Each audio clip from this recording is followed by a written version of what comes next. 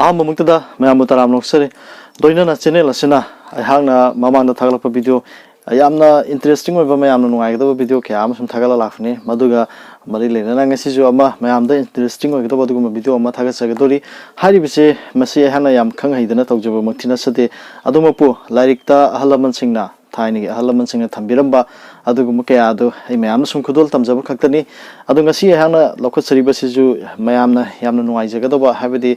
including Libisingasu, Karadum, Noagadaba video of Makalaman and Kanze, Ado Hariba, Han Tagaliba, in Hariba Singers, Masika Amuksu Monola, Mono have the issue having them the dead director Tambiramani, like the Ahlan and Tambiramani, Ado Ayu and the Kalsani, Maramusina, Hanasu, I want to Sana Bonina, Mam Sana and Gadra, Midi Yami, Ado Havidi, the Tibidler Miji Lumu Yami, Masing Yami, Adumapu, Hariba likes the Missia, Masi, Kara Lan, Bakara Man, Adabadi, the Miawan had Hajari, Madudi Aiging a Sigi video, Sigi topic Sidi, Adongi, Pokpugi Pumna, Kari Hari Heavenly. Aduna I had a Kusagadrisha, Elections, Para Hajarke, I will this hang when in a Simpa Pungam de, Aduna Nima and Warobiroy.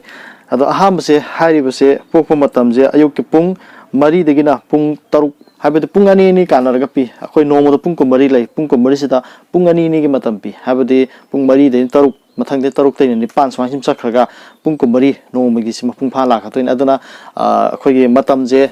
Taragani Toipangi. Matam Tarani Toisida, Popo Singjigi, Karigum Kaigatamame, Masi, Mayam Yaminase, Sana the Vibe today, having them there, was Sana Brasana the Vibe to them Haviro, Popugi Matam Aham Besa in the local Sariji Pung Marie Dina, Pung Taruk Ayuki Pung Marie Degi, Taruk Pauba, Popa Musing the Mai Pakali, Amadi Masana Masabu Taze, Pibamurti Pagali, Tabak Masana Kangatogali, Amadi, Ikang Kangodana, Afava Levak Pigali.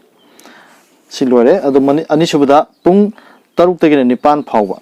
Taruk taken a Nipan power, Pung from Masita Popa Angang Singdi, Irai line, Punto Pungam Daba Yadaba, Anga Potodo Watokia, Tokali. Matam Masida Popa, Musing the Shell, Kuchat Mong Yamnatadi, Tog Libas and Toktigi, Karsna, Kai Helmanduna, Cook the Kod Hakali.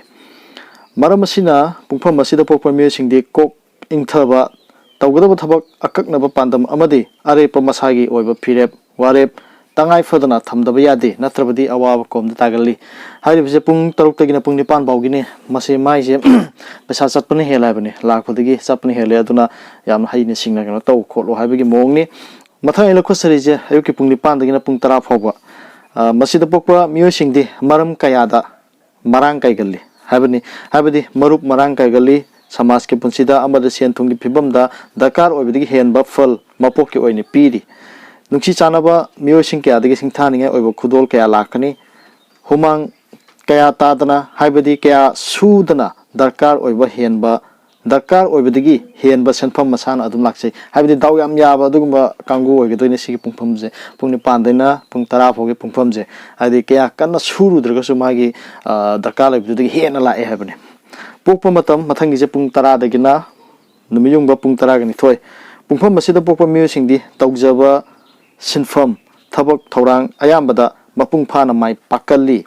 Taubutabu, Isagi, Wayan Bizardi, Jumna Chatpatai, Natrabadi, Awaba Ipakta Tagali, Sumain Harame, Karatelapna, Matangi Pungpamase, Numiyung Pung Tarani Toy de Gina, until Pungani Pawa, Masida Haramisia, Masida Popa Musing di Miana Pangali, Maming Chatkali, Amasungina Kera Kungali. Aduga sigi like sida phongam misi like se khoi gi latest oiba khoi gi hajikan ga chana ba mongdi iram bani na sidam hairame music asi makhal makha ka ge mediana makhoi ba chaktak pigali habide makhoi gi magun paujel chatpi gani music asi pungning wagali minungsi chawgali lam chatkali dharma karma pungning changan baga loinana awang ba wangolon philosophy su legali habide sigi kan matam sida pokpa missing ja masi maming chakkan bu oiba adugumba khoi gi mediana kaina adumaina yamna saktak po oye na hayasi smain harame yam khanna hai roge si mutang me arme khangna rabani mathangi pungpham sina nungthil gi pungani degina nungthil gi pung mari phawba pungpham sida pokpa miyoidi aruba thawdo wathok yamna thokalli senthom pothok posin amadi masiga mari leinaba bank loan adagi public funds sigumba matang da wathok thokpa yabigi grahafal ithil yamna wangna lei masigi mathakta nupa nupi gi oiba amadi asok apan accident gi changchu yamna wangna leibana ꯄꯨꯡꯐꯝ ꯑꯁꯤꯗ ꯄꯣꯛꯄ ꯃꯤꯑꯣꯏꯗꯤ ꯃꯁꯥꯅ ꯃꯁꯥꯕꯨ ꯋꯥꯔꯛꯆꯕ ꯃꯊꯧ ꯇꯥꯏ ꯑꯃꯗꯤ ꯊꯕꯛ ꯇꯧꯕꯗ ꯌꯥꯝꯅ ꯆꯦꯛꯁꯤꯟꯕ ꯇꯥꯏ ꯌꯥꯝꯅ ꯂꯨꯕ ꯄꯨꯡꯐꯝ ꯇꯥꯔꯦ ꯁꯤꯒꯤ ꯄꯨꯡꯐꯝꯁꯦ ꯄꯨꯡ 2ꯗꯒꯤꯅ ꯅꯨꯡꯊꯤꯜ ꯄꯨꯡ 4 ꯐꯥꯎꯕꯒꯤ ꯃꯅꯨꯡꯗ ꯂꯩꯕꯁꯤꯡꯁꯦ ꯃꯁꯤꯃꯛꯅ ꯀꯌꯥꯝ ꯆꯨꯝꯅꯤ ꯂꯥꯟꯅꯤ ꯍꯥꯏꯕꯗꯨꯗꯤ ꯑꯩ ꯍꯥꯏꯕ ꯉꯝꯖꯗꯦ ꯂꯥꯏꯔꯤꯛꯇ ꯍꯥꯏꯔꯝꯕꯗꯨ ꯃꯌꯥꯝꯅ ꯈꯔ ꯈꯪꯍꯟꯕ ꯈꯛꯇꯅꯤ ꯃꯊꯪꯒꯤꯁꯤꯅ ꯄꯨꯡꯐꯝꯁꯦ ꯅꯨꯡꯊꯤꯜ ꯄꯨꯡ 4ꯗꯒꯤꯅ ꯅꯨꯡꯊꯤꯜ ꯄꯨꯡ 3 ꯐꯥꯎꯕ ꯄꯨꯡꯐꯝ ꯑꯁꯤꯗ ꯄꯣꯛꯄ ꯃꯤꯑꯣꯏꯁꯤꯡꯗꯤ ꯂꯨꯍꯣꯡ ꯀꯩꯍꯣꯡꯂꯕ ꯃꯇꯨꯡꯗ ꯌꯥꯝꯅ ꯆꯥꯎꯈꯠꯀꯜꯂꯤ ꯃꯤ ꯇꯤꯟꯅꯕ ꯀꯔꯕꯥꯔꯁꯨ ꯄꯛꯅꯩ ꯈ꯭ꯋꯥꯏꯗꯒꯤ ꯄꯛꯅꯕ ꯁꯤꯟꯐꯝꯗꯤ ꯃꯤꯌꯥꯝꯒ ꯍꯛꯊꯦꯡꯅꯅ ꯅꯩꯅꯕ ꯊꯕꯛ ꯅꯠꯇ꯭ꯔꯒ ꯀꯔꯕꯥꯔꯅꯤ ꯇꯧꯕꯇꯕꯨ ꯌꯦꯛꯅꯕꯅ ꯀꯜꯂꯛꯇꯨꯅ ꯃꯊꯥ ꯁꯥꯅꯕ ꯄꯣꯔꯝ ꯀꯌꯥ ꯁꯤꯟꯕꯗꯒꯤ ꯇꯨꯝꯕ ꯌꯥꯗꯕ ꯑꯋꯥꯕ ꯈꯔꯗꯤ ꯃꯥꯌꯣꯛꯅꯒꯅꯤ ꯑꯗꯨꯕꯨ ꯂꯥꯟꯉꯝ ꯐꯤꯔꯥꯟ ꯊꯦꯠꯇꯨꯅ ꯑꯗꯣꯝꯕꯨ ꯃꯤꯌꯥꯝꯅ ꯁꯣꯏꯗꯅ ꯁꯛꯈꯪꯕꯤꯒꯅꯤ ꯁꯨꯃꯥꯏꯅ ꯍꯥꯏꯔꯝꯃꯤ ꯃꯊꯪꯒꯤ ꯄꯨꯡꯐꯝꯁꯤꯅ ꯅꯨꯃꯤꯗꯥꯡ ꯄꯨꯡ 6ꯇꯒꯤꯅ ꯅꯨꯃꯤꯗꯥꯡ ꯄꯨꯡ 9 ꯐꯥꯎꯕ ꯄꯨꯡꯐꯝ ꯑꯁꯤꯗ ꯄꯣꯛꯄ ꯃꯤꯑꯣꯏꯁꯤꯡꯗꯤ ꯃꯥꯒ ꯃꯥꯟꯅꯕ ꯊꯥꯛ ꯅꯠꯇ꯭ꯔꯒ ꯃꯈꯥ ꯊꯥꯕꯒ ꯇꯤꯟꯅ ꯇꯣꯠꯅꯕꯅ ꯍꯦꯟꯅ ꯄꯛꯅꯒꯅꯤ ꯑꯃꯗꯤ ꯀꯥꯟꯅꯕꯁꯨ ꯍꯦꯟꯒꯅꯤ ꯁꯃꯥꯖꯀꯤ ꯌꯥꯏꯐꯅꯕ ꯋꯥꯈꯜ ꯆꯦꯟꯒꯜꯂꯤ ꯑꯃꯗꯤ ꯁꯃꯥꯖꯀꯤ ꯁꯦꯕꯛ ꯑꯣꯏꯗꯨꯅ ꯃꯤꯌꯥꯝꯒꯤꯗꯃꯛ ꯑꯋꯥꯕ ꯀꯣꯡꯒꯥꯏ ꯈꯥꯡꯒꯅꯤ ꯃꯃꯩꯗ ꯃꯤꯌꯥꯝꯅ ꯕꯦꯚꯥꯔ ꯇꯧꯕꯤꯕ ꯅꯨꯡꯁꯤꯕꯤꯕ ꯃꯤꯑꯣꯏ ꯍꯥꯏꯕꯗꯨ ꯑꯣꯏꯒꯜꯂꯤ ꯁꯨꯃꯥꯏꯅ ꯍꯥꯏꯔꯝꯃꯦ ꯄꯨꯡꯐꯝ 6ꯇꯒꯤ 9 ꯐꯥꯎꯒꯤꯁꯦ ꯈꯔꯗꯤ ꯑꯗꯨꯝ ꯁꯣꯏꯅꯕ ꯑꯗꯨꯝ ꯌꯥꯎꯕꯅꯤ ꯑꯗꯨꯃꯛꯄꯨ ꯁꯤꯗ ꯍꯥꯏꯔꯝꯃꯤꯕꯁꯦ ꯑꯗꯨꯝ ꯑꯌꯥꯝꯕꯅꯗꯤ ꯆꯥꯟꯅꯔꯝꯒꯗ꯭ꯔꯥ ꯍꯥꯏꯅ ꯈꯜꯂꯦ ꯑꯗꯨꯒ ꯑꯉꯥꯡ ꯑꯣꯏꯔꯤꯕꯁꯤꯡꯅꯗꯤ ꯍꯥꯏꯔꯤꯕꯁꯤ ꯄꯨꯡꯐꯝꯁꯤ ꯌꯦꯡꯕ ꯃꯇꯝꯗ ꯈꯤꯇꯪ ꯋꯥꯔꯒꯅꯤ ꯍꯥꯏꯕꯗꯤ ꯑꯩꯒꯤ ꯏꯆꯥ ꯑꯉꯥꯡ ꯃꯆꯥꯒꯤ ꯍꯥꯏꯇꯥꯔꯒꯗꯤ ꯃꯥꯒꯤ ꯄꯨꯟꯁꯤꯒꯤ ꯂꯥꯏꯐꯁꯦ ꯇꯪꯈꯥꯏ ꯆꯜꯂꯛꯇ꯭ꯔꯤꯕꯅꯤ나 ꯁꯤꯒꯤꯁꯦ ꯃꯥꯟꯅꯕ ꯌꯥꯏ ꯃꯥꯟꯅꯗꯕ ꯌꯥꯏ ꯑꯗꯨꯅꯤ ꯃꯊꯪꯒꯤ ꯄꯨꯡꯐꯝꯁꯦ ꯅꯨꯃꯤꯗꯥꯡ ꯄꯨꯡ 9ꯗꯒꯤꯅ ꯄꯨꯡ 10 ꯐꯥꯎꯕ ꯄꯨꯡꯐꯝ ꯑꯁꯤꯗ ꯄꯣꯛꯄ ꯃꯤꯑꯣꯏꯗꯤ ꯀꯂꯥ ꯕꯤꯗ꯭ꯌꯥ ꯑꯃꯗꯤ ꯃꯃꯥ ꯄꯨꯛꯅꯨꯡꯗꯒꯤ ꯁꯥꯒꯣꯟꯅꯔꯛꯄ ꯊꯣꯏꯗꯣꯛ ꯍꯦꯟꯗꯣꯛꯄ ꯇꯣꯞ ꯇꯣꯞꯄ ꯃꯒꯨꯟ ꯀꯌꯥꯅ ꯂꯩꯇꯦꯡꯒꯜꯂꯤ ꯄꯨꯟꯁꯤꯕꯨ ꯑꯐꯕ ꯃꯥꯏꯀꯩꯗ ꯌꯦꯡꯗꯨꯅ ꯈꯨꯗꯣꯡꯆꯥꯕ ꯀꯌꯥꯕꯨ ꯃꯐꯝ ꯃꯇꯥꯡ ꯆꯥꯅ ꯂꯧꯕꯗꯒꯤ ꯑꯐꯕ ꯀꯥꯟꯅꯕ ꯀꯌా ꯑꯃ ꯐꯪꯒꯅꯤ ꯍꯣꯕꯤꯅ ꯍꯥꯏꯕꯗꯤ ꯃꯥꯒꯤ ꯄꯥꯝꯖꯕ ꯃꯥꯒꯤ ꯁꯤꯟꯐꯝꯁꯦ ꯃꯁꯤ ꯍꯣꯕꯤꯅ ꯁꯤꯟꯐꯝ ꯑꯣꯏꯕ ꯌꯥꯕꯒꯤ ꯊꯥꯛ ꯌꯥꯝꯅ ꯋꯥꯡꯉꯤ ꯃꯥꯅ ꯄꯥꯝꯖꯕꯗꯣ ꯍꯌꯦꯡ ꯃꯥꯒꯤ ꯑꯦꯝꯗꯁꯨ ꯑꯗꯨꯝ ꯐꯪꯕ ꯌꯥꯕꯒꯤ ꯆꯥꯡ ꯋꯥꯡꯉꯤ ꯍꯥꯏꯕꯅꯤ ꯀꯂꯥ ꯕꯤꯗ꯭ꯌꯥꯒꯤ ꯃꯄꯥꯟꯅ ꯃꯤꯅ ꯁꯛꯈꯪꯕꯤꯕ ꯑꯃꯗꯤ ꯑꯁꯦꯡꯕ ꯄꯨꯟꯁꯤꯗꯁꯨ ꯑꯗꯣꯝꯒꯤ ꯊꯧꯗꯥꯡ ꯌꯥꯝꯅ ꯆꯥꯎꯏ ꯃꯔꯨꯁꯨ ꯑꯣꯏ ꯇꯧꯕꯇꯕꯨ ꯍꯤꯔꯝ ꯑꯁꯤꯗ ꯀꯥ ꯍꯦꯟꯖꯤꯟꯕꯤꯗꯅꯕꯗꯤ ꯍꯣꯠꯅꯕꯤꯕ ꯇꯥꯏ ꯍꯥꯏꯕꯁꯤ ꯁꯤꯒꯤ ꯄꯨꯡꯐꯝꯁꯤꯗ ꯃꯔꯨꯑꯣꯏꯅ ꯍꯥꯏꯗꯣꯏꯁꯦ ꯑꯩꯈꯣꯏꯒꯤ ꯀꯂꯥ ꯕꯤꯗ꯭ꯌꯥ ꯁꯥꯟꯅ ꯈꯣꯠꯅꯕ ꯑꯗꯨꯒꯨꯝꯕ ꯃꯤꯑꯣꯏꯁꯤꯡ ꯑꯅꯝꯕꯅ ꯁꯤꯒꯤ ꯄꯨꯡꯐꯝꯁꯤꯗ ꯑꯣꯏꯒꯅꯤ ꯍꯥꯏꯔꯝꯕꯒꯤ ꯃꯑꯣꯡꯅꯤ ꯃꯊꯪꯒꯤ ꯄꯨꯡꯐꯝꯁꯦ ꯑꯃ ꯍꯥꯏꯖꯔꯒꯦ ꯅꯨꯃꯤꯗꯥꯡ ꯄꯨꯡ 10ꯗꯒꯤꯅ ꯑꯍꯤꯡ ꯅꯣꯡꯌꯥꯏ ꯄꯨꯡ 12 ꯑꯊꯦꯡꯕ ꯄꯨꯡ 12ꯗꯣ ꯄꯨꯡꯐꯝ ꯑꯁꯤꯗ ꯄꯣꯛꯄ ꯃꯤꯑꯣꯏꯗꯤ ꯂꯝ ꯇꯨꯒ ꯃꯔꯤ ꯂꯩꯅꯕ ꯁꯤꯟꯐꯝꯁꯤꯡꯅ ꯍꯦꯟꯅ ꯆꯥꯅꯕ ꯐꯜ ꯐꯪꯉꯤ ꯐꯥꯔꯝ ꯔꯤꯌꯦꯜ ꯏꯁꯇꯦꯠ ꯑꯃꯗꯤ ꯂꯝꯒ ꯃꯔꯤ ꯂꯩꯅꯕ ꯑꯇꯩ ꯊꯕꯛꯁꯤꯡ ꯇꯧꯕ ꯌꯥꯏ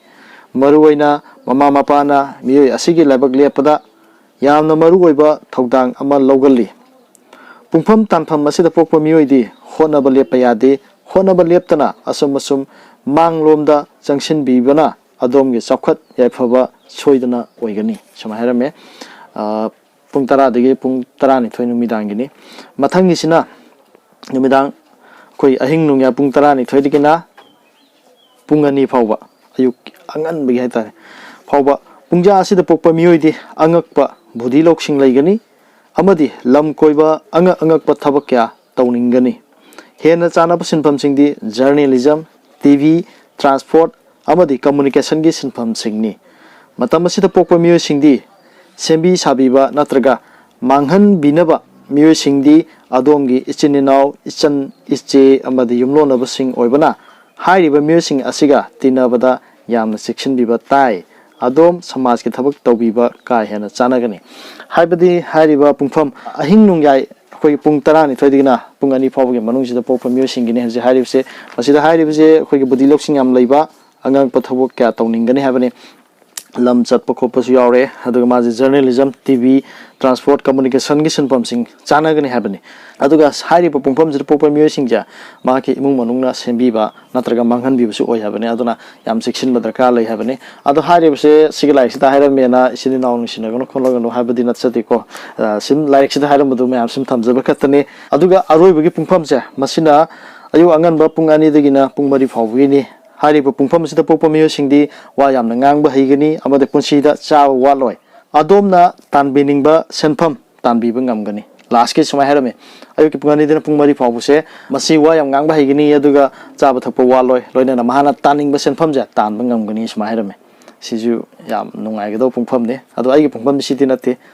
ममांग दे यावखरे मदुमद हाइजरोगे अदो Ahaan ngasi thagatsariba ngasi ge video se yengbiribu khwai puno channel sina thagar phongdukchari mathamanaw na video kya amasum thagatsarkhini adon channel sinu sibiduna subscribe to bi haijari ngasi ge onedi matang swaidulu sinjarege kanglai fa imana yaifare